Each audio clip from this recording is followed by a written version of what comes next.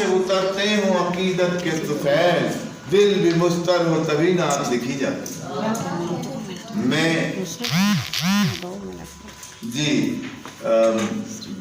میں درخواست گزار ہوں تسلیم تصدق صاحبہ سے، جو ان کی محبت میں ایک اور بات کہتا چلو صاحب آپ کی ذات سے، کہ کوانٹٹی میٹر نہیں کرتی، کوالٹی میٹر کرتی ہے. یہاں جتنی خواتین، زیادہ تر خواتین آئی ہیں، جتنی بھی آئی ہیں وہ اپنی محبت کے اظہار کے لیے یہاں پر آئی ہیں، کوئی زبردستی یہاں پر نہیں آیا. تو یہ بہت بڑی بات ہے. تسلیم تصدق صاحبہ لاہور سے آئی ہیں، بات کریں گے. جناب صدر کی اجازت سے جی بسم اللہ. میں 2 باتیں کرنے کے لیے یہاں آئی ہوں کہ پہلے تو عورتوں کی تعداد دیکھیں تو ان کا پیار اور محبت، جیسے کہ نصرت ابھی فرما رہے تھے کہ سبھی صاحبہ کا عورتوں کے ساتھ، اتنی عورتوں کے ساتھ کیسا تعلق ہے، کوئی کہاں سے آ رہا ہے، کوئی کہاں سے آ رہا ہے، تو واقعی یہ بہت ایک عظیم عورت ہے. میں یہ بتانا چاہوں گی کہ جب نعت کا ہم عورتوں کو چن رہے تھے تو انہوں نے مجھے فون کیا کہ تسلیم ابھی اسی وقت اس آفس میں پہنچو، تو مجھے انہوں نے اپنے ساتھ شامل کیا اس رقم میں.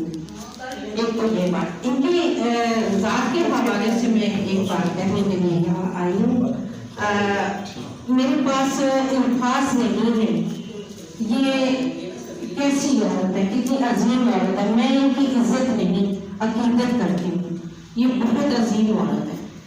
دیکھنے میں آپ دیکھیں کہ جیسے ہم ساری عورتیں ہیں، لیکن یہ اندر جو ان کے اندر کا انسان ہے وہ اتنا عظیم ہے کہ میں ان کی اس عظمت کو سلوٹ کرتی ہوں. بہت شکریہ. سب سے پہلے میں دیر سے آیا جس کی معذرت.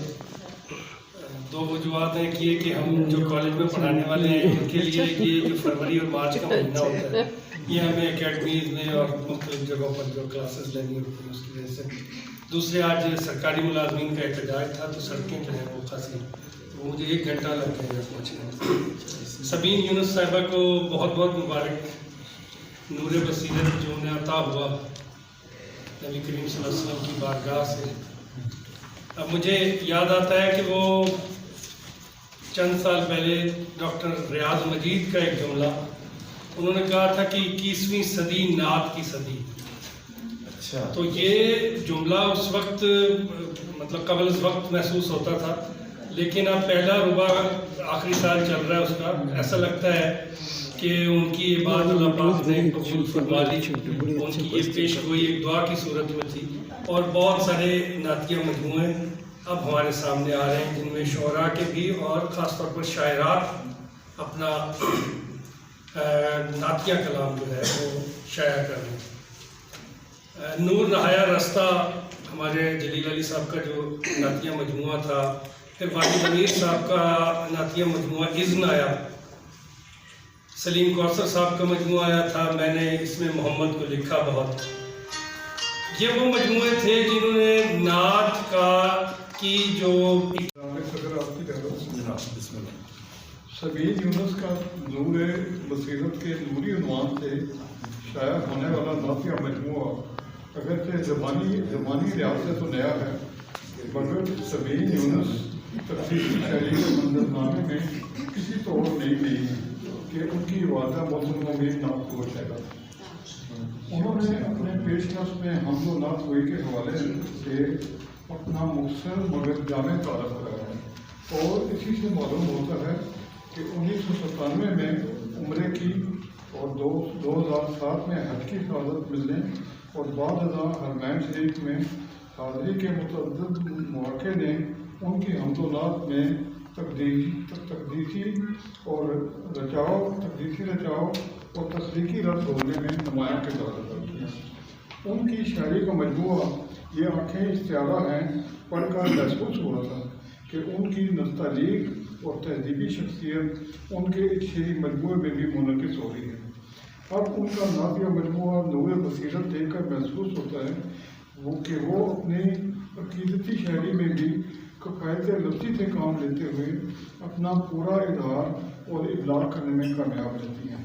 ان کی طویل شعری ریاضت انہیں نعت گوئی میں بھی محاوروں، استعاروں، قوافی اور ادائب کی نزاکتوں کے باسلیقہ استعمال کی توفیقات عطا کر رہی ہے۔ ان کی شاعری سلاست، سیل ممتنع اور ابلاغ کی شاعری ہے، چنانچہ ان کی شاعری سے مفاہیم نچوڑنے یا کشید کرنے کی مشقت نہیں کرتی۔ ان کی اور بہت ہی نفیس شخصیت ہیں ڈاکٹر جنید عارض سے تشریف لائیے اور اظہار کر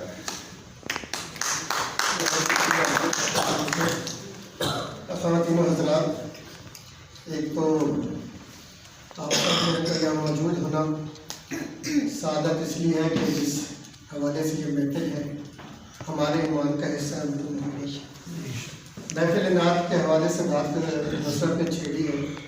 تو ابتدائی دنوں میں بھی جنرل سیکرٹری کے طور پہ کچھ میں نے کام کیا محفل نعت کے ساتھ، اور یہ وہ وقت تھا جب میں رپورٹ لکھ کے موٹر سائیکل پہ ایک اخبار میں جا کے دیا کرتا تھا کہ کسی طرح یہ محفل نعت کی رپورٹ چھپ جائے۔ ماہانہ مشاعرے ہمارے ہوتے ہیں، اب بھی ہو رہے، اور الحمدللہ جب محفل نعت کے بعد بزم حمد نعت پاکستان یہاں اس کی بنیاد رکھی گئی، تو اللہ تعالیٰ نے یہ سعادت دی کہ میں اس کے بانیوں میں شامل ہوں، اور الحمدللہ وہ بھی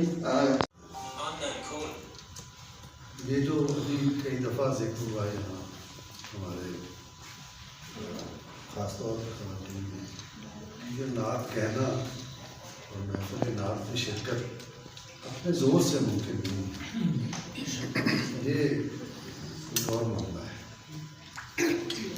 مجھے پاپا نے یہ کہا پروفیسر سلیم صاحبہ نے کہ تمہیں آنا ہے، انہوں نے کوئی دعوت نامہ میں بھیجا تو میں توجہ سے بھی دیکھا، مجھے نہیں پتا تھا کہ یہ نعت کی کتاب کی منطق ہے، اور آج مجھے یہ یاد تھا کہ آج یہ تقریب ہے، لیکن کچھ معاملات میرے اور کہیں الجھے ہوئے تھے، ان کی طرف گیا، اور لیکن سپر ٹاور میں پہنچا تو مجھے خیال آیا کہ نہیں یار، میں وہاں سے پلٹا اور جہاں سے، تو مجھے لگتا یہ ہے کہ یہ تجربی تھی، اس کے بغیر کچھ نہیں کہا، اور سچ یہ ہے کہ اس طرح سے میں کوئی اظہار خیال کرنے والوں میں سے بھی نہیں ہے، مجھے کوئی یعنی بہت زیادہ شعلہ بیان بھی نہیں ہے، اگر کوئی موقع ملتا ہے تو چند صفحے لکھ دیتا ہوں، اور اگر موقع ملا اور ہماری آج کی ہماری خصوصی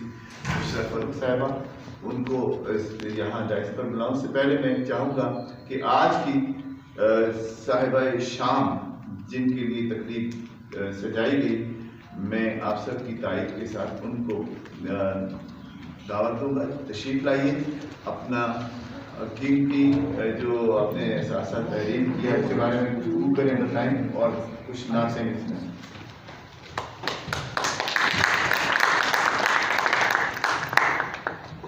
السلام علیکم۔ سب سے پہلے تو میں شکریہ ادا کرتی ہوں تمام خواتین و حضرات جو یہاں موجود ہیں کہ آپ بہت زیادہ مشکلات کے باوجود آپ یہاں پہنچے، کیونکہ بہت سے فنکشنز تھے، مختلف تقریبات تھیں جن میں آپ کو بلایا گیا تھا، لیکن آپ اس میں سے کچھ ادھر آئے ہیں، یہ بہت ثابت ہے ہمارے لیے بھی، آپ کے لیے بھی۔ نعت کا جو نام ہے اسی کو سن کر لوگ جو ہیں جن کو اللہ تعالیٰ یہ سعادت بخشتا ہے وہ پوچھتے ہیں، اور میں نے یہ اس کا اندازہ اس طرح کیا ہے کہ جب میں نے محفل نعت شروع کی تو اس میں خواتین جو کتنی بھی مشکلات، آپ کو معلوم ہے کہ خواتین کس طرح اپنے گھروں سے بہت ساری ذمہ داریوں کو چھوڑ کر نکلتی ہیں، تو ہر مہینے نعت کا انعقاد کرنا، محفل نعت کا اور کے مشاعرے کا انعقاد کرنا یہ بہت مشکل کام ہے، لیکن اس کے باوجود خواتین اس میں حاضر ہوتی ہیں، اور ہمارے سالانہ مشاعرے میں تو بہت زیادہ جو ہے وہ خواتین کی تعداد ہوتی ہے۔ میں نے جیسے کہ اپنے کتاب کے پیش لفظ میں بھی لکھا ہے کہ نعت کے ساتھ میرا تعلق بہت بچپن سے ہی تھا، کیونکہ میری والدہ کی آواز بہت خوبصورت تھی اور وہ نعت پڑھتی تھی، وہ گنگناتی تھی نعت، تو ہم بھی ان کے ساتھ گنگناتے تھے، پھر وہ لکھتی بھی تھی۔ बिस्मिल्लाहिर्रहमानिर्रहीम। अस्सलाम वालेकुम वरहमतुल्लाहि वबरकातुहू। गो जिंदगी ने सदा इम्तिहान में रखा, गो जिंदगी ने सदा इम्तिहान में रखा, तेरे इशारे करम ने अमान में रखा। तवाफ में ही रहे दिल जुबान ज़हन कलम, तवाफ में ही रहे दिल जुबान ज़हन कलम, कि जब से इसमें नबी दरमियान में रखा, जब से इसमें नबी दरमियान में रखा। बहुत अच्छा इस्तेमाल। मोहब्बत से एक दफ़ा दुरूद पाक पढ़ लीजिए। अल्लाहुम्मा सल्ली अला सय्यिदिना व मौलाना मुहम्मद व अला आलिहि व सहबिहि व बारिक वसल्लम। सबसे पहले तो मैं प्रोफेसर सबीन यूनुस को मुबारकबाद देती हूँ और उसके साथ साथ मुस्तफियाब साहब को मुबारकबाद देती हूँ। इन दोनों ने मिलकर जो ये बरकत और खूबसूरत महफिल सजाई, और ये तमाम जो हैं गुलामान रसूल या आशिकान रसूल सल्लल्लाहु अलैहि वसल्लम को यहाँ मदऊ किया, तो ये इन्होंने बहुत बड़ा काम किया। हमें भी इस बहाने सवाब का मौका मिला है। और कहते हैं कि अल्लाह के रसूल सल्लल्लाहु अलैहि वसल्लम का जिक्र जहाँ होता है वहाँ रहमतें और बरकतें नाजिल होती हैं। सो अल्लाह पाक इस महफिल पर अपनी तमाम बरकतें नाजिल फरमाए, हम सबको रहमत और बरकतों से फैज़याब फरमाए, जो सबीन और मुस्तफियाब साहब की वसातत से हमें मिली हैं। सबीन की किताब में मैंने मजमून लिखा, लेकिन वो पूरा आपको नहीं सुनाऊंगी, आधा सुनाती हूँ क्योंकि टाइम मेरा ख्याल मुझे लगता है गुंजाइश इतनी नहीं होगी। कि असनाफ़ सुखन की वो नाजुक सिर्फ जो है वो नात है, जिसमें तब आजमाई करते हुए अकलीम सुखन के ताजदार हुजूर मौलाना जामी फरमाते हैं, या युमक्किनु सना कमा हक कमा काना हक हो बादस खुदा वज़ुर्तुई।